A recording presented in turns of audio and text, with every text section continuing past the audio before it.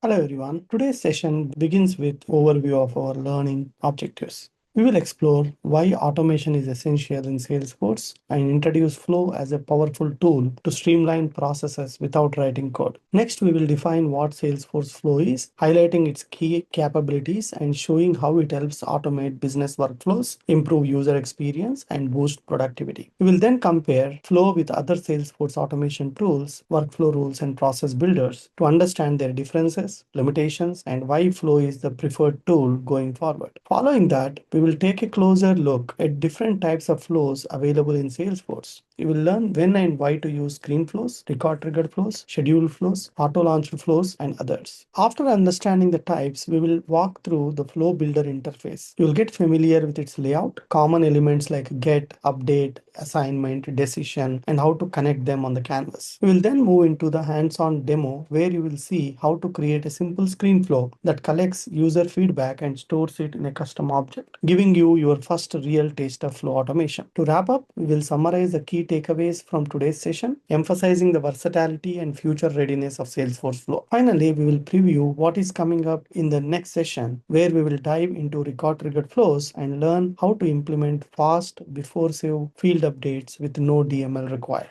Let us begin by understanding what Salesforce Flow actually is. At its core, Salesforce Flow is a no-code automation tool built into the Salesforce platform. It allows you to automate complex business processes using a visual drag-and-drop interface with no need to write Apex code. Flow is part of Salesforce declarative automation, designed to empower admins and business users to build logic that previously required developer support. Salesforce Flow offers a wide range of capabilities that allow you to automate both simple and complex business processes. With Flow, you can perform actions such as updating fields, creating or deleting records, sending email alerts, and even integrating with external systems, all through a visual interface. One of its standout features is the ability to build user-guided experiences using screen flows, which help collect and validate data step by step through custom interfaces. Flow also supports conditional logic through decision elements, enabling the automation to adapt dynamically based on business rules or user input. For example, a flow could assign different owners based on record type or route a request depending on its priority. Additionally, schedule flows let you automate tasks at set intervals, such as weekly reminders for unresolved cases, while record triggered flows respond instantly to changes in Salesforce data. Flows also support modular design through subflows, allowing teams to reuse common logic like sending notifications or updating compliance flags across multiple automations. Finally, with support for Apex actions and HTTP callouts, Flow can connect with external systems to fetch or push data, making it a powerful integration tool without needing custom code. Salesforce Flows brings significant benefits to organizations by enabling smarter, faster, and more consistent process execution. One of the key advantages is efficiency. By automating repetitive and manual tasks, Flow frees up users to focus on higher value work. It also improves the user experience, especially through screen flows, by guiding users step by step and reducing the chances of data entry errors or missed steps. From a business perspective, Flow drives productivity by streamlining operations. Actions that once require manual intervention or complex code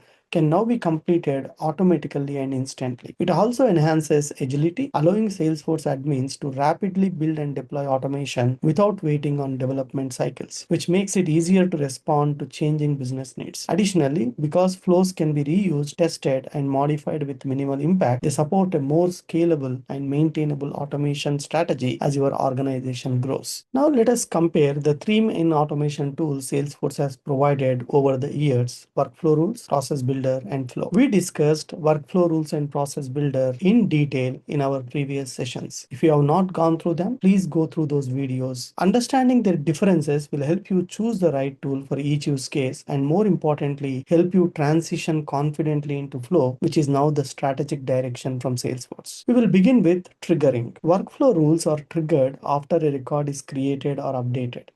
That means the automation runs after the record is saved to the database. It only supports one rule per evaluation and cannot handle delete operations or multiple branching conditions. Process Builder is also triggered after a record is created or updated. It allows multiple criteria branches within a single process but still runs only after save. so it can't prevent data from being saved or perform logic before the commit. Flow is the most flexible when it comes to triggering.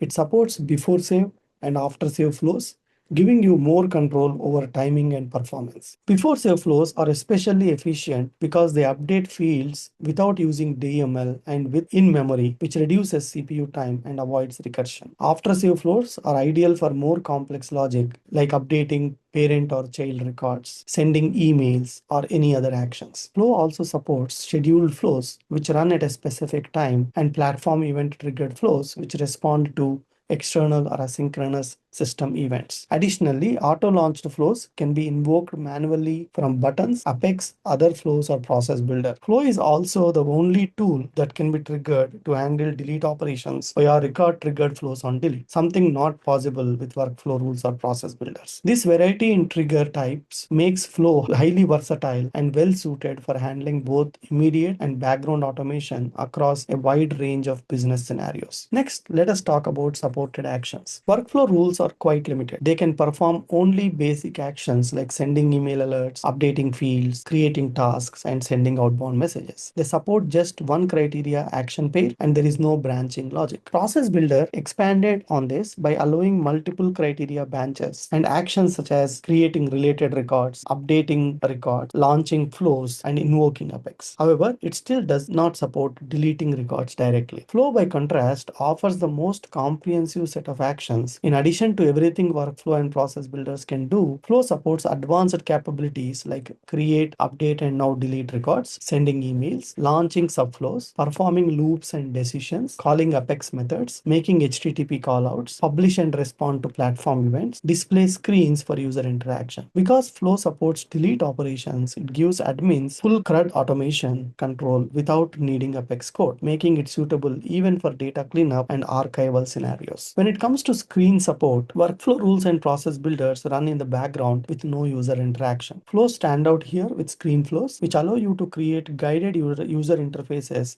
embedded in apps, record pages, or quick action, making it the only automation tool that supports interactive experiences. Finally, let us talk about future support. Both workflow rules and process builders are deprecated and are being retired. Salesforce has officially announced that Flow is the strategic tool for all declarative automation going forward. New features and enhancements are only being added to Flow, and Salesforce encourages customers to migrate their existing automations using the Flow migration tool, which we are going to discuss in our upcoming sessions. In summary, Flow is more powerful, more flexible, and better supported for the future. If you are starting fresh or planning to optimize your automation, Flow should be your go-to choice. This table summarizes what we have covered so far and highlights how the three Salesforce automation tools compare across key categories. We started with triggering behavior. Workflow rules and process builders only run after a record is saved, while Flow supports both before and after save execution. Flow also handles record deletes, scheduled jobs, and platform events natively, giving it far more flexibility. In terms of actions, workflow rules are limited to simple tasks like sending emails or updating fields. Process Builders improves on that by allowing record creation, updating related records, launching flows, invoking Apex, and even using quip and quick actions. Flow, however, supports full CRUD operations, including delete, and adds advanced features like HTTP callouts and subflows. On the logic side, Process Builder introduced branching and multiple criteria paths, but Flow takes it further with support for loops, advanced decision trees, and custom logic. User interaction is only possible with Flow through screen flows, making it the only tool suitable for building guided experiences. For reusability, Process Builders allows invoking flows via process actions, offering some modularity, but Flow has full support for reusable subflows and custom components. While Process Builders doesn't natively handle platform events, it can indirectly respond to them by calling a flow or Apex that does, whereas Flow supports them out of the box. In terms of bulk safe design, Flow especially shines with before save record triggered flows, which are optimized to avoid unnecessary DML. Process Builder is bulk safe when designed carefully, but still has risks of hitting limits in complex scenarios. Finally, it is important to emphasize that both workflow rules and process builders are deprecated, and Salesforce is encouraging all customers to adopt Flow for all new automation. Flow is now the unified, scalable, and future-ready solution for process automation in Salesforce. Building on our earlier discussion of Salesforce declarative automation tools, let us now explore the different types of flows available to meet a wide variety of business needs. At the core, Salesforce offers several general purpose flow types. Record triggered flows run automatically when a record is created, updated, or deleted. They are ideal for automating actions like updating related records, assigning tasks, or sending notifications, enabling seamless event driven automation without writing code. Screen flows are designed for user interaction. They let you build guided forms or multi step wizards for processes such as onboarding, service requests, or feedback collection. These flows significantly enhance the user experience and reduce errors. Scheduled flows, on the other hand, run at predefined times and are useful for automating recurring tasks such as sending weekly reports, performing data cleanup, or updating records in bulk, helping you proactively maintain your Salesforce org. Auto-launched flows run in the background without user input. These are often used for system level automation, batch updates, or when called from Apex, Process Builder, or other flows, making them ideal for reusable logic and integrations. Platform event triggered flows respond to real time events such as messages from external systems or Salesforce generated events. These flows open the door to scalable, event driven architectures for real time integration and automation. Finally, subflows allow you to encapsulate flow logic into reusable components. They can be invoked from other flows, promoting consistency, modularity, and easier maintenance across your automation design. Together, these flow types provide a flexible and powerful automation toolkit that can be tailored to virtually any business scenarios. In addition to these standard types, Salesforce also offers specialized flow types and templates tied to specific products and use cases. User provisioning flow is used in identity and access management to automate user creation, updates, and deactivation across connected systems. Contact request flow powers B2B and B2C lead capture scenarios, typically used in industries like financial services or healthcare to process contact or inquiry forms. Cart async flow, found in the B2B commerce cloud, manages asynchronous cart processing such as inventory validation, pricing rules, or custom business logic on cart items. Recommendation strategy, used in Salesforce Einstein and Marketing Cloud to define logic for dynamic content recommendations based on user behavior or segmentation. Orchestration flows, part of flow orchestration, allow you to coordinate multi-step, multi-user business processes involving approvals, assignments, and sequential stages. Auto-launched flow approval process is a flow-based alternative to traditional approval process where you build approval logic using an auto-launched flow for custom routing and outcomes. Record-triggered flow approval process, similar to auto-launched flow approval process, but triggered automatically on record changes, allowing seamless integration of approvals into your data lifecycle. Identity user registration flow is used in Experience Cloud and Salesforce Identity to manage registration logic for self-service portals, communities, or customer logins. These product-specific flows extend the power of flow to address vertical use cases and enhance functionality across Salesforce clouds, from commerce and identity to orchestration and Einstein. Together, these flow types form a robust and highly customizable automation framework, ensuring that almost any business process, whether generic or product specific, can be streamlined using clicks, not code. Up next, we will look at where and how these flows can be deployed within the Salesforce platform. Now that we have explored the different types of flows, let us look at where these automations can actually be used within the Salesforce platform. Flows are highly versatile and can be embedded or invoked from various locations. For example, record-triggered flows run behind the scenes when data changes. Screen flows can be added to lightning pages, quick actions, or utility bars, and auto-launched or scheduled flows can power background jobs or integrations. Flows can also be called from custom buttons or links, invoked via Apex or Process Builder, and even exposed to external systems using REST APIs. This means you can use flows not just inside the UI, but as part of your system integrations, approval processes, and scheduled business tasks. Next, we will take a detailed look at the Flow Builder interface, where you will see how to design, configure, and test these automations, from defining the start point to using debug tools to ensure everything runs smoothly. Building on the previous slide, which showcased the versatility of flows across the Salesforce platform, let us now dive into the Flow Builder interface, the visual design tool where you will build and configure flow logic using a simple drag and drop experience. The interface consists of several key components that include the start element, toolbox, canvas, element configuration, resource panel, and save, activate, and debug section. let us talk about all these key components in detail by opening some examples. So I've created two flows, a screen flow and one record triggered flow. The start element marks the entry point of the flow. For screen flows, this is simply where the process begins. For record triggered flows, this is where you define the object, the type of record change which initiates the flow, and the entry criteria for this flow needs to be triggered. It also has the flow optimization section where you can decide whether the flow is a before save flow trigger or after save flow trigger. So in order to demonstrate in a better way, let me go to freeform layout. On the left hand side, you will find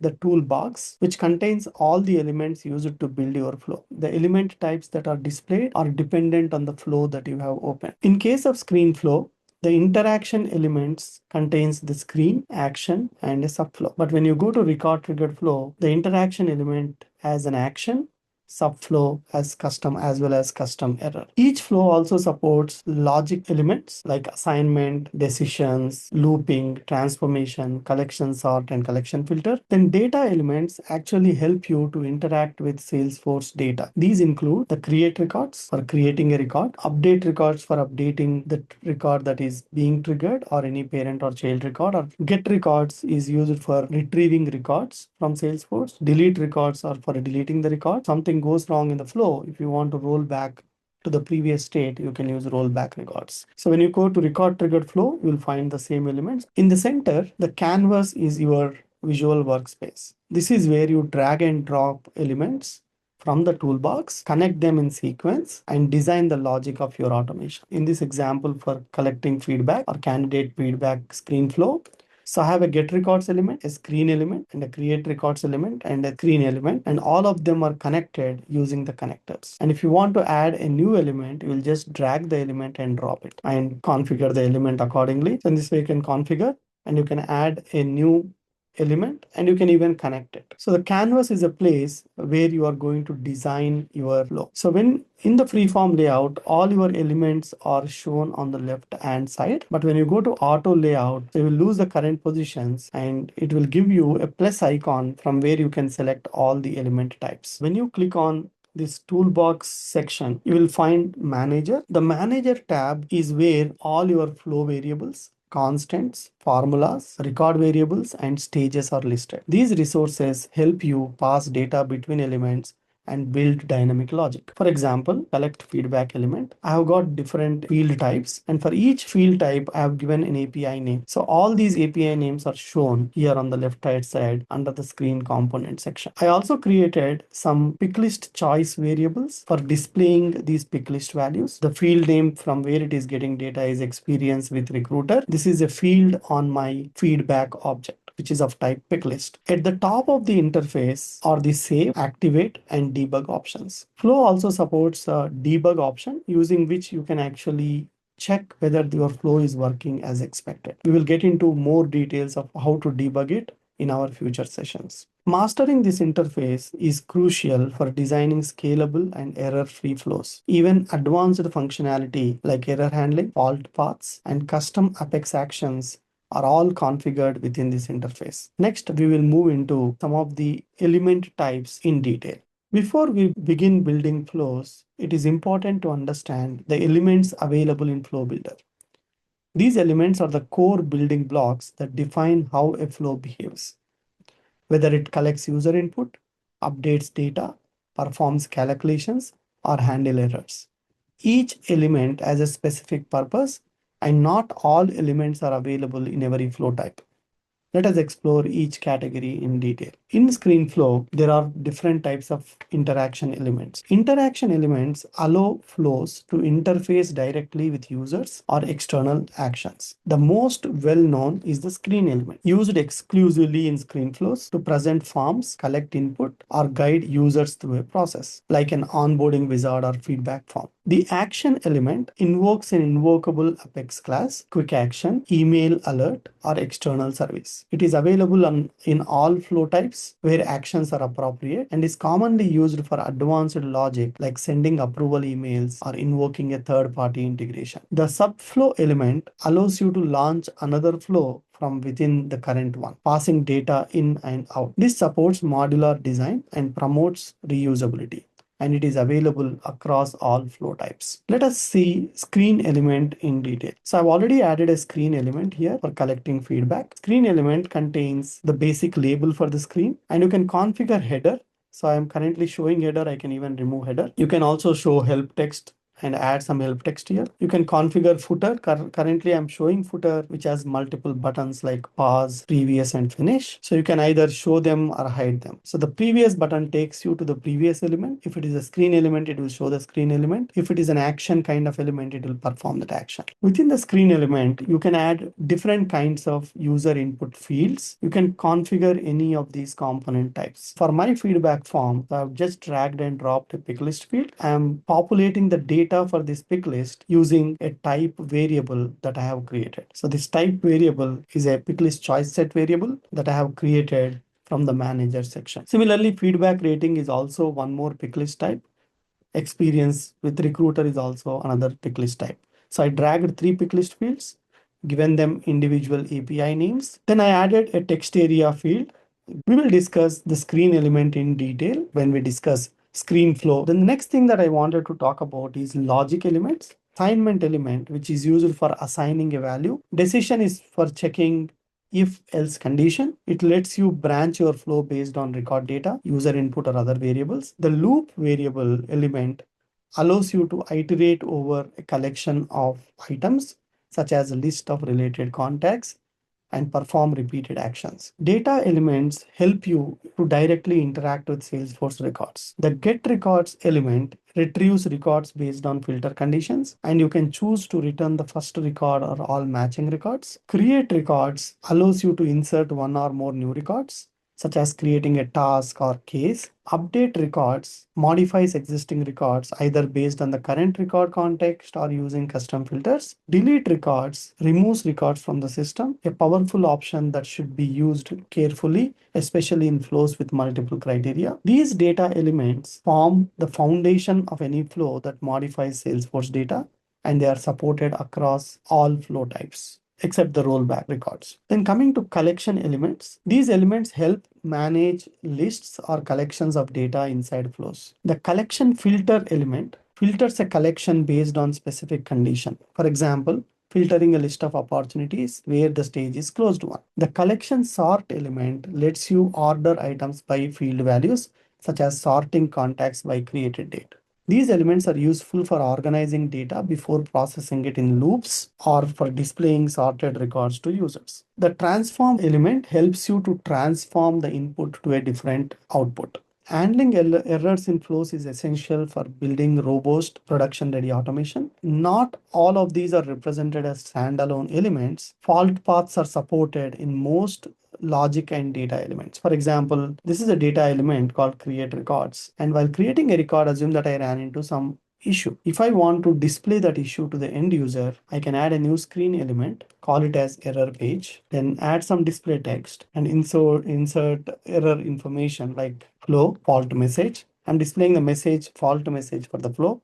So this message will store the actual error message. So give a name to this component as error detail, click on done. Now, when I drag the element now, if you observe, the element has converted to a fault. If everything goes fine, it goes to success path and displays this screen. If there is any error when creating a record, say for example, there is a validation rule that failed, then it is going to throw that exception on the screen. So it will redirect to the screen where I am displaying the error message. Fault paths are supported in most logic and data elements such as get, create, or subflow and allow you to define an alternative path when an error occurs. These are visually shown as red connectors on the flow canvas. You can use them to send error notifications, log details, or take feedback actions. In screen flows, you can also show custom error messages using display text or conditional logic based on invalid input. When you go to record triggered flow, Salesforce provides an out-of-the-box custom error element using which you can give a valid error message or you can give the error that flow is throwing using the flow variable.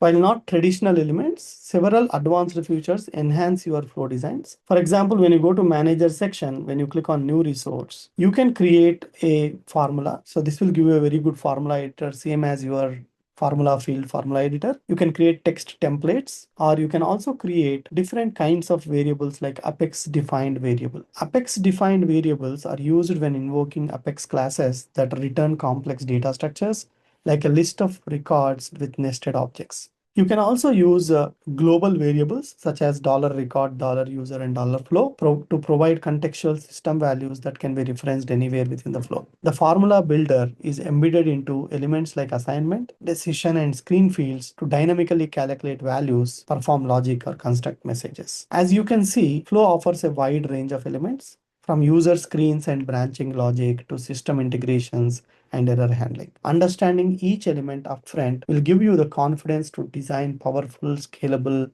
and maintainable automation. In the upcoming demo, we will start applying these elements to real-world scenarios, beginning with a simple screen flow to collect feedback and save it to a custom object.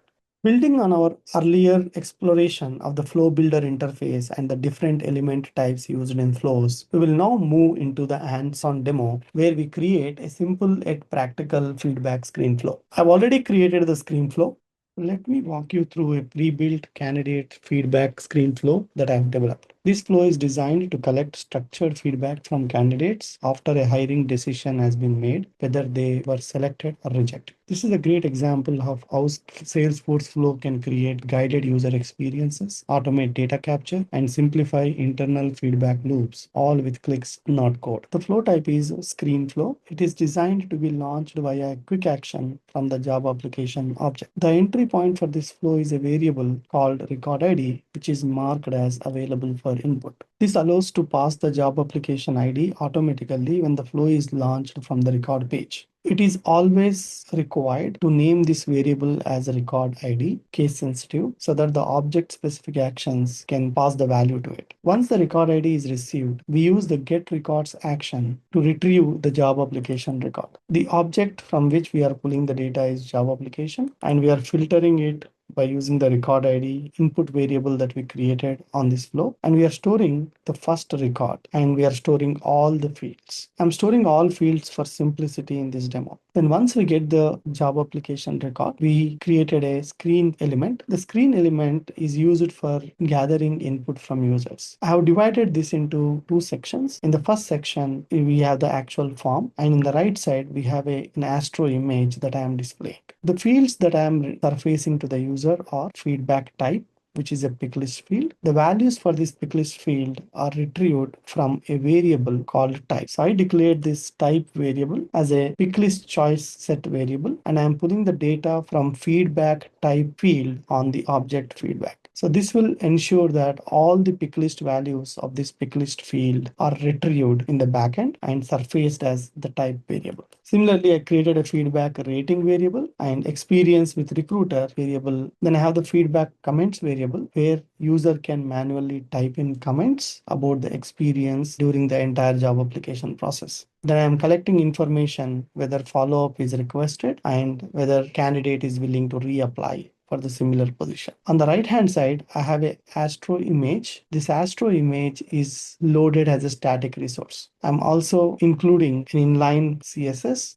Then once the information is entered by the user, I'm taking that information and I'm creating a feedback record by using the create records action. The create record action will help in creating a record. In this case, I'm creating a feedback record. And while creating the feedback record, I'm storing all the feedback related field values with the screen element values and other variable values. For experience with recruiter, I'm getting the value from the collect feedback screen element, and experience with recruiter pick list value, whatever user has selected, that value I'm storing here. Similarly, I'm storing the feedback comments, rating, type, follow-up requested, and even willing to reply. Also from the feedback element, I'm getting the job application ID from the get job application records and storing that ID in the job application because I want to associate this feedback record to the job application record. Status, I'm making it as submitted, and submission date, I'm adding it as today. Today is formula variable, which is taking a formula of today. Whenever this element is executed, a record will be created and associated to the job application record from where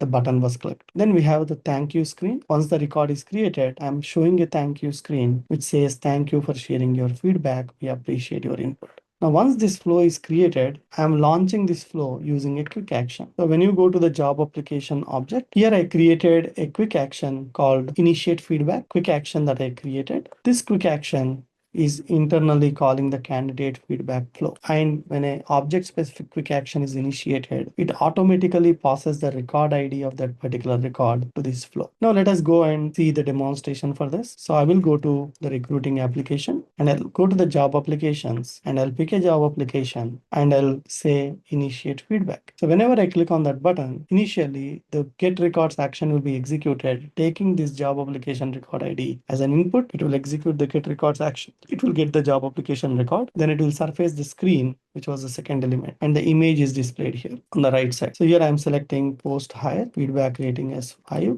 Experience with recruiter is excellent. Feedback comment. Then I am selecting follow-up requested and willing to reapply and clicking on next. Then it will create the feedback record as the next step and screen is displayed here as thank you for sharing your feedback. If you observe this flow, there are some actions which were executed in the backend, like the get records action and the create records action, and only the screen elements were shown to the end user. So once I click on finish, so it will redirect back to the job application.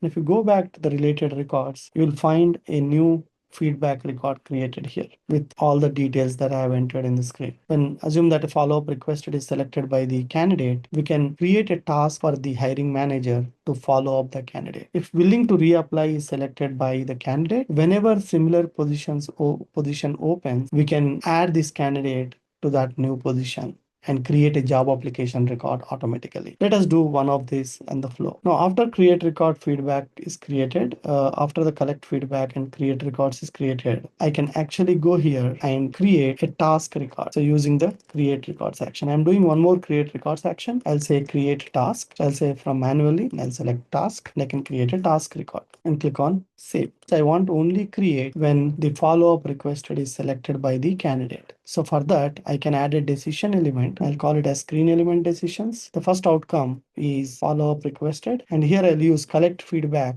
dot follow-up requested equals true, and default outcome I'm doing nothing, and I'll click on save. Now I want to create records only when follow-up is requested. So I'll select this element, I'll say cut element, and I'll click here and paste it. If you see there is a paste button, click on it, the create records goes into this. In this way, you can enhance your flow and add more functionality to it with clicks and no code required.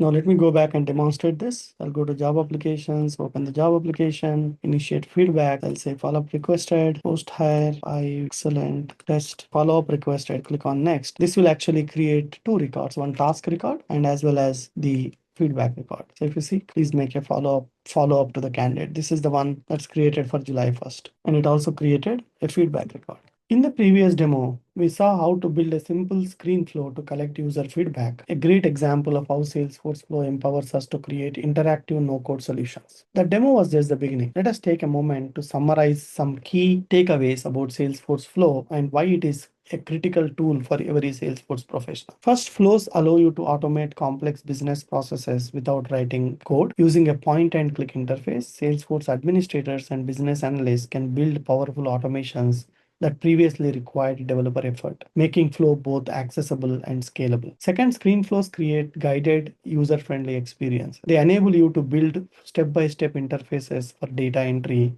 decision-making, or user workflows, significantly improving usability and reducing errors. Flow is the future of declarative automation in Salesforce. With workflow rules and process builders officially being phased out, Salesforce has positioned Flow as a unified and recommended tool for all new automation. Migrating to Flow not only modernizes your org, but also aligns with Salesforce's long-term platform strategy. By embracing Flow, you gain the ability to build efficient, reusable, and visually designed automations, all while reducing the need for custom code and long development cycles. Looking ahead, in our next session, we will dive into record triggered flows, a powerful automation type that runs when records are created, updated, or deleted. We will explore how before save flows allow us to perform fast in-memory updates without any DML, unlocking high-performance scalable automations that are ideal for real-time business logic. Building on the comprehensive introduction to Salesforce Flow that we covered today, next session will focus on one of the most impactful and widely used flow types, record triggered flow. These flows are designed to run automatically in response to record changes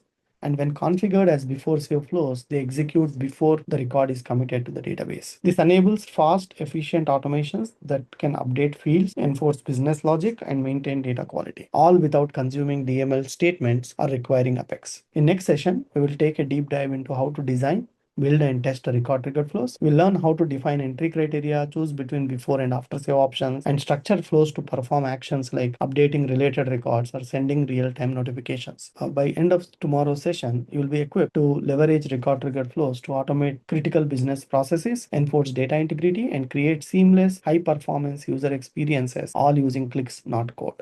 Before we wrap up, I want to remind you that all of these Salesforce training sessions, including this one, are organized in sequence on my website, trailblazertutor.com. If you are following along on YouTube, be sure to check the video description.